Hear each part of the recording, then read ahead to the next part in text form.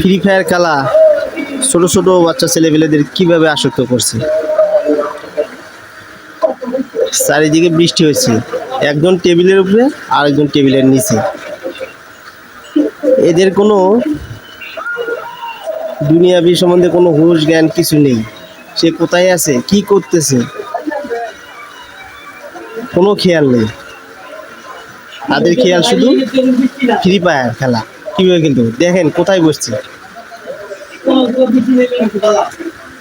চারপাশের পরিবেশটা দেখেন, আর ওদের বসার জায়গাটা দেখেন। একজন টেবিলের উপরে আর একজন টেবিলের নিচে।